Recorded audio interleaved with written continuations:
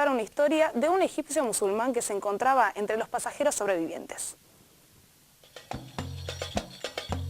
El domingo 15 de abril se cumplen 100 años del hundimiento del transatlántico británico Titanic en aguas del Atlántico Norte. Entre los pasajeros sobrevivientes se ha identificado a un musulmán egipcio del que se encuentra un breve relato. Desde el Cálamo y su mensaje, queremos contarles la historia del único sobreviviente musulmán que nunca se ha publicado.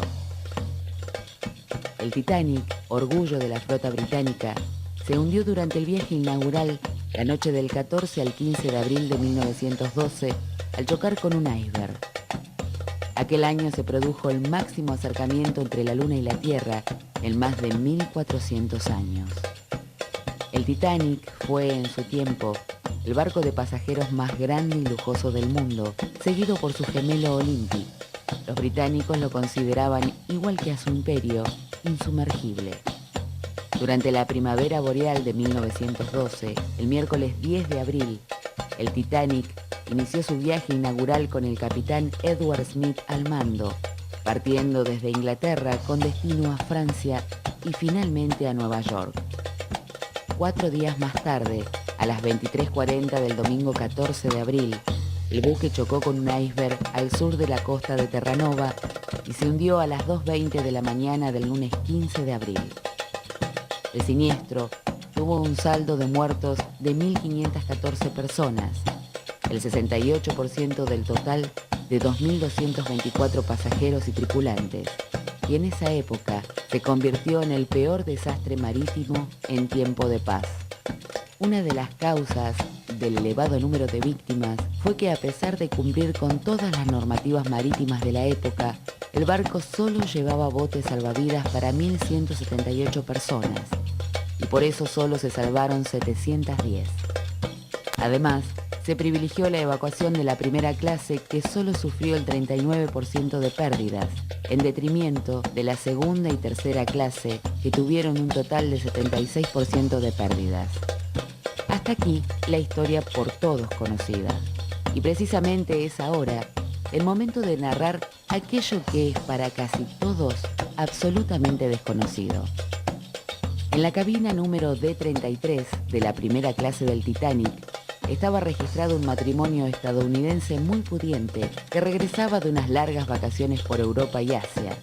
El señor Henry Harper, un millonario de Nueva York, y su esposa. Ambos eran acompañados por un intérprete especialmente contratado, el señor Hamad Hassab, de nacionalidad egipcia y religión musulmana, nacido en el Cairo en 1885, de 27 años de edad.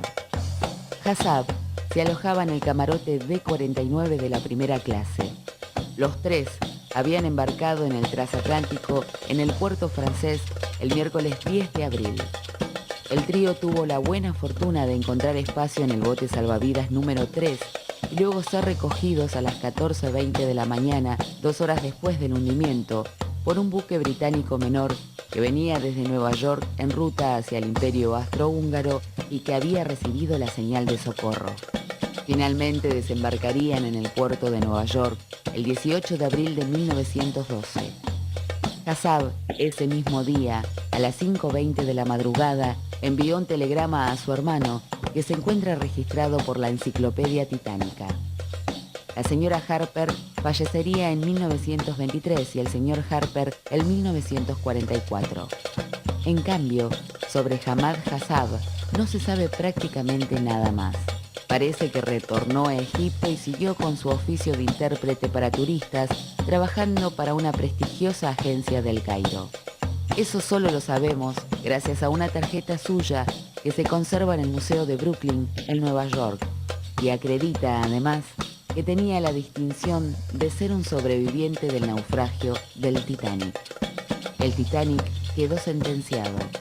Hoy yace partido en dos, a 4.000 metros de profundidad en el lecho oceánico.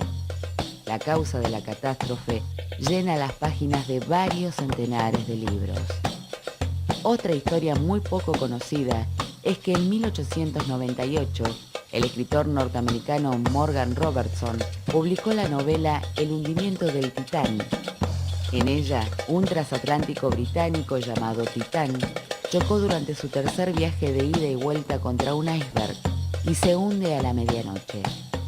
El Titán se parecía de manera desconcertante al famoso transatlántico Titanic, el cual describe de manera casi idéntica, coincidiendo incluso en su peso, longitud y capacidad de pasajeros. Robertson también menciona que el Titán era un buque con exceso de lujos que llevaba una cantidad insuficiente de botes salvavidas. La acción también transcurre en abril en el Atlántico Norte. El barco y la historia de la ficción guardan un parecido impresionante con el episodio del Titanic, solo que la tragedia real sucedió 14 años después de que el escritor publicara su libro.